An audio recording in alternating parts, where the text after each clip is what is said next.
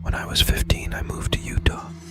It was a smaller town just north of Salt Lake City and far enough west that the wind could carry the smell of the lake and the air would reek of spoiled sea. I got dropped halfway into sophomore year, which was terrible for an awkward kid in a new place, because in Utah, they began high school with sophomores, so I was effectively a freshman twice.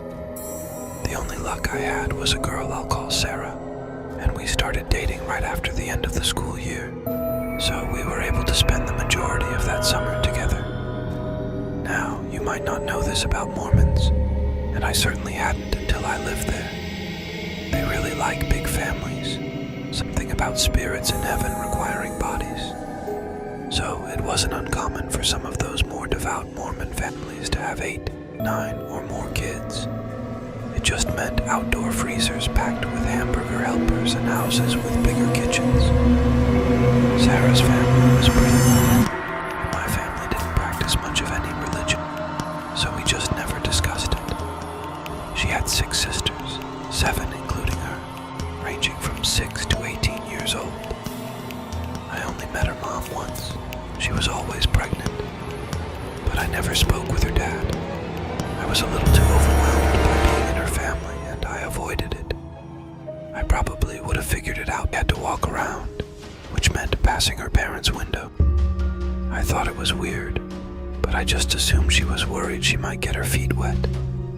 Anyway, it went on like that for a couple of months. I would stop down the street. I would wait while she walked beside the gully around her house and up to the street to meet me.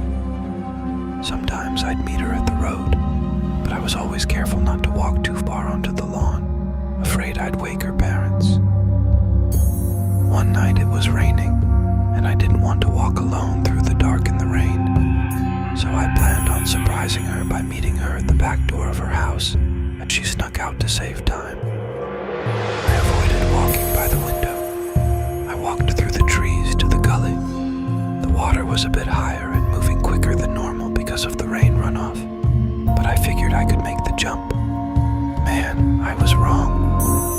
My feet landed in the mud on the other side and sank instantly into the earth, splashing backward hard into the muck. The cold rush of water was a shock, and I reached up and grabbed a storm drain. But what I had grabbed dislodged and floated down with me.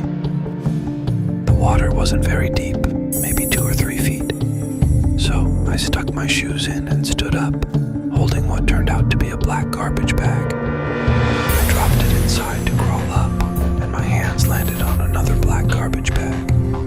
I tried to crawl up, but they kept dislodging this sick, viscous grime. It must have been the 3rd or 4th time I tried to find something to grip on when I accidentally tore one open.